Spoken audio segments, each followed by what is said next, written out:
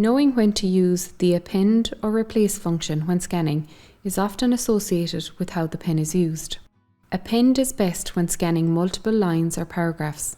However, for on-the-fly reading where you want to read 1 or 2 words only, then Replace is probably best. To select the Append or Replace function, click the menu button when in scan mode. In here you can select the auto read on/off, and you can also select Append or Replace under the scan mode setting.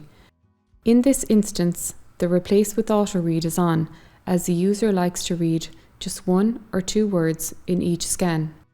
Having auto read on means it reads automatically, which is useful when using Replace.